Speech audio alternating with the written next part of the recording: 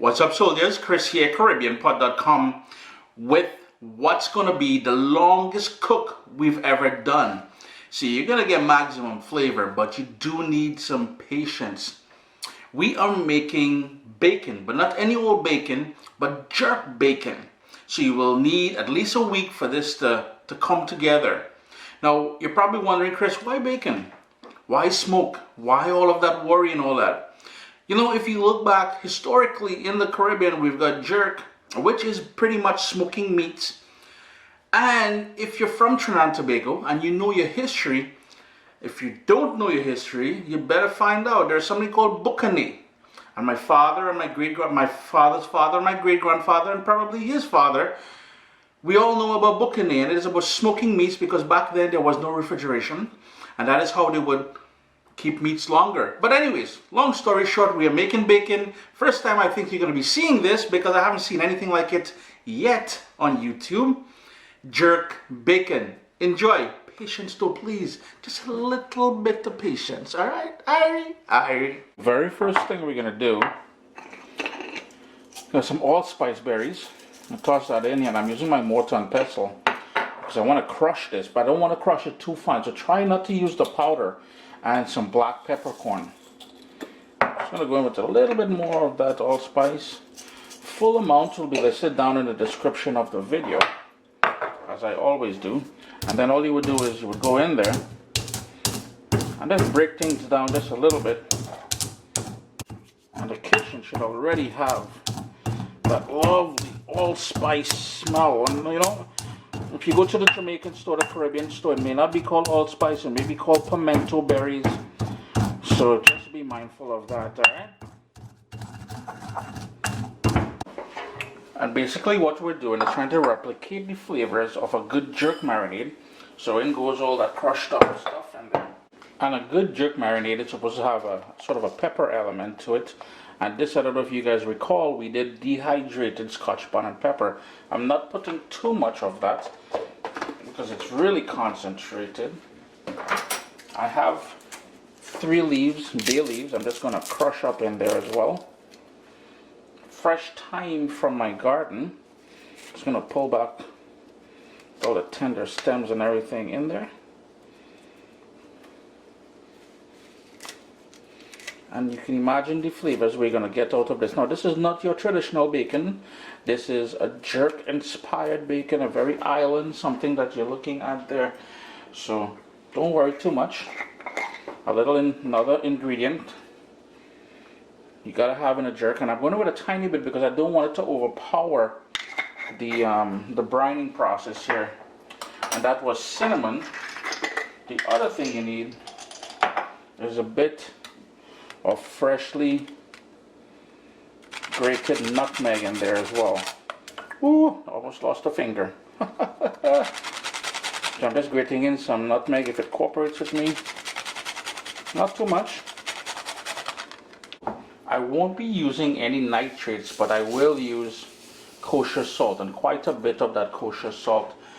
And as with any good sort of brine or cure, I am using brown sugar, but not any old brown sugar. I'm using raw cane sugar. We got a couple more ingredients to go in there. We're going to balance off with the sweet with the salt and stuff like that.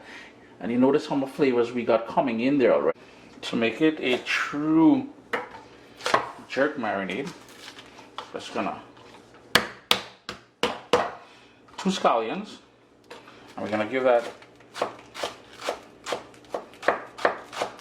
a fine chop. And you know, a good jerk marinade always got that scallion in there. Seems the battery died exactly when I poured in the honey in there. And what I said was 2 tablespoons of honey that I brought back from Quebec. If you guys haven't seen that video yet, it's a lovely video. And all you want to do now is give everything a good mix. I'm going to go in there with my hand just to make sure we combine everything.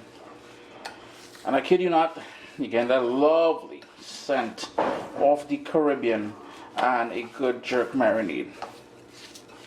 There really isn't any nice way to do this but with your fingers, man. You gotta work everything in there. And it is sort of the honey is giving it a sort of a wetness to it. but it's supposed to be a dry cure. I remember we didn't use any of that pink salt or that curing salt or the nitrates and all that. That nitrate is what gives a lot of people stomach issues with preserved meats and stuff like that. So I'm trying my best to avoid using that. So everything is nicely combined. So let's take a look at the pork belly that we'll be using for this bacon. And that there is about 11 pounds of pork belly. Let's flip it over for you guys. The skin has been removed, but that fat is there. Quite a bit of fat in some areas. So what I may do is trim off just a tiny bit of that fat, because I think it's going to be too much near the end there. But for the most part, you want that fat cap on there. Now this I got at the Costco, and it came with the fat already removed. Actually, I won't trim it anymore because I'm going too close to the meat there, and I don't want that.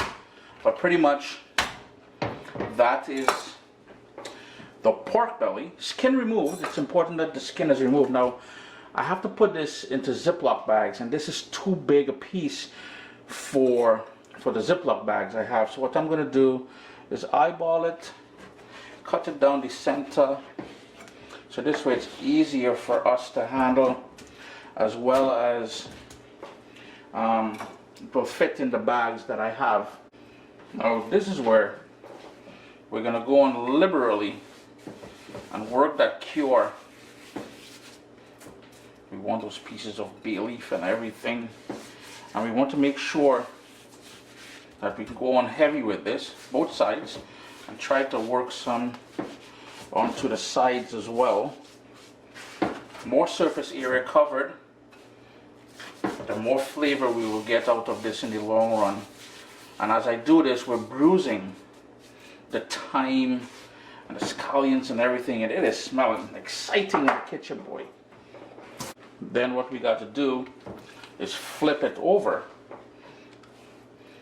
Bang! Where's the emerald glass?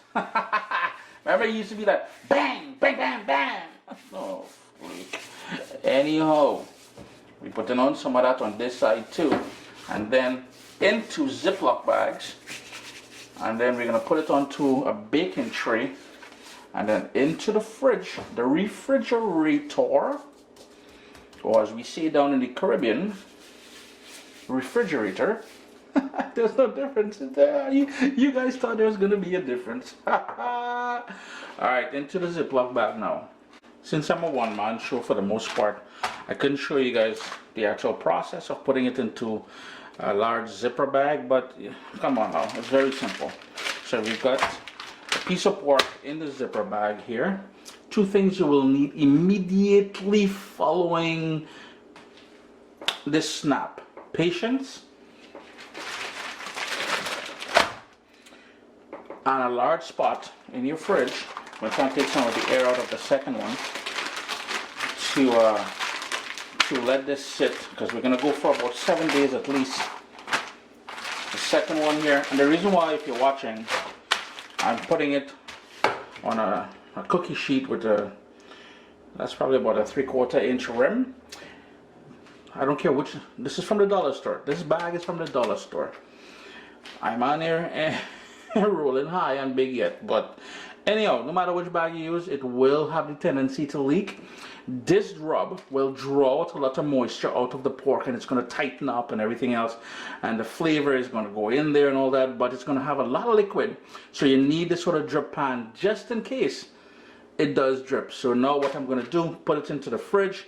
In 2 days time I'll go back, I'll flip them over like that, but in total we'll need it for about 7 days in the fridge.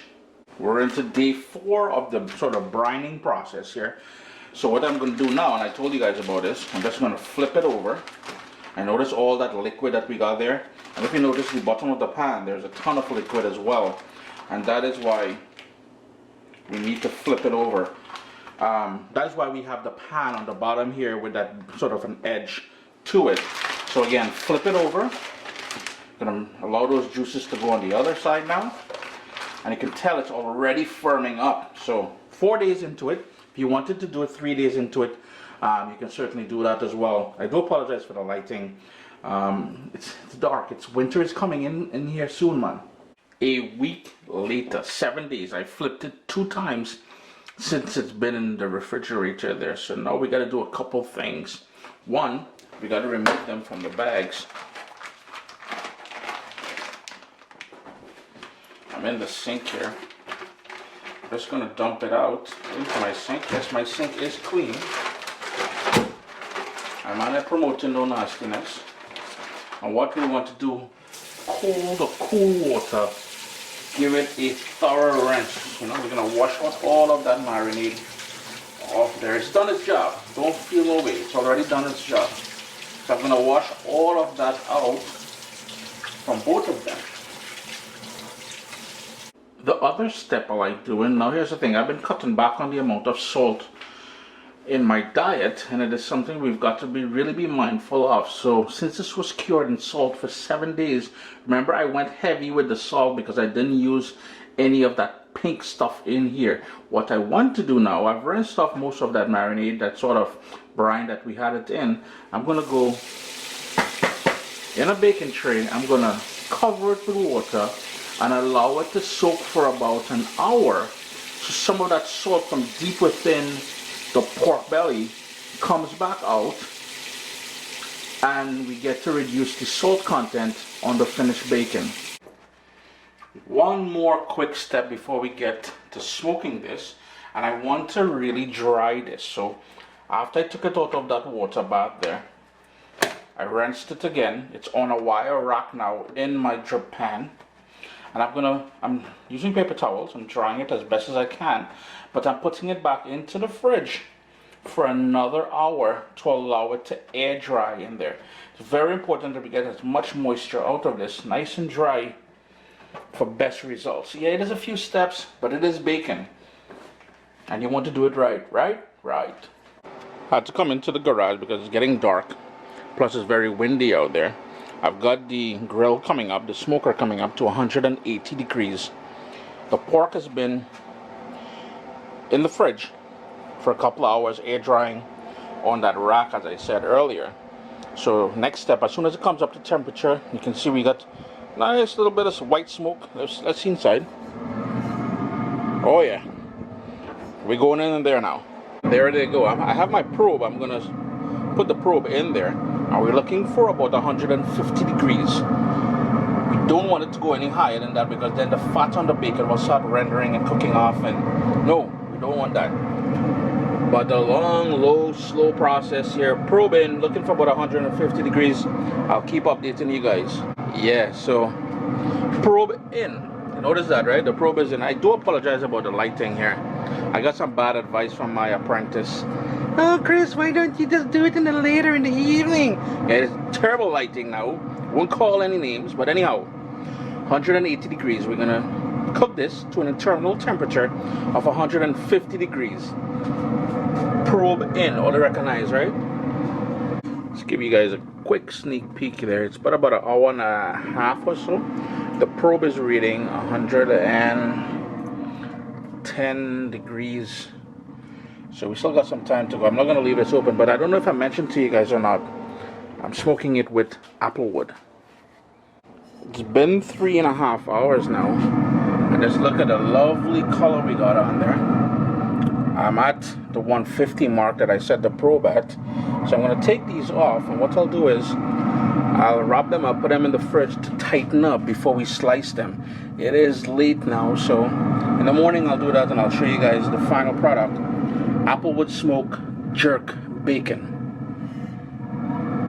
And this is what it looked like after I wrapped it in that plastic wrap. I'm just taking it out of I just took it out of the fridge there now, and it's time to slice it up. So yeah, we're gonna get busy. You need a nice, sharp, somewhat heavy knife, and basically all you're gonna do now is cut it into the size strips you'll be using. So you're in full control here. So remember, no sort of preservatives. It was only salt and sugar, a whole bunch of seasonings in there, no pink curing salt, and you controlled everything in there, man. So you could only imagine how good this is. And the reason why I went with Applewood is because I wanted the fruitiness of that Applewood to complement the bold flavors of the jerk.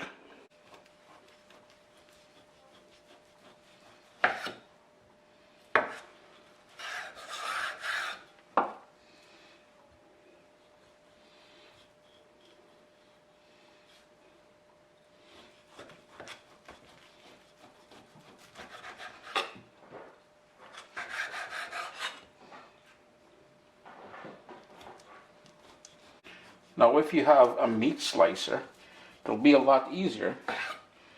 But I ain't got no meat slicer. And I'm nice thick pieces, you know. 2 pieces and you guess they're just smiling, man. That Applewood, that jerk. I'm telling you, you've never had bacon until you make your own.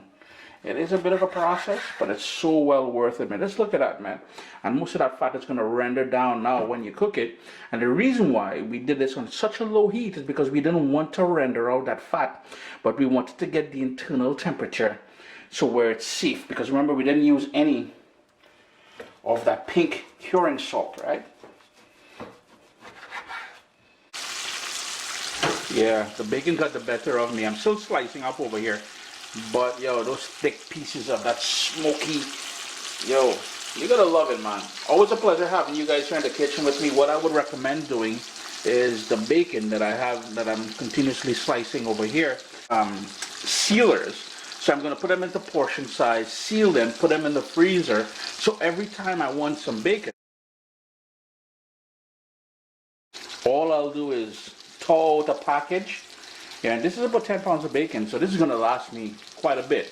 Couple slices and you're good. The ends, like this piece here, when you're making soups and all that, that is the best thing to start off with. Chris here, CaribbeanPod.com. Always a pleasure having you guys in the kitchen with me. Yeah, I know it was a long video. I do apologize for the length of it. Some parts, the lighting wasn't the greatest because we are stuck outside in the dark, but yo, Applewood smoked Applewood jerk bacon. You're gonna love it, man.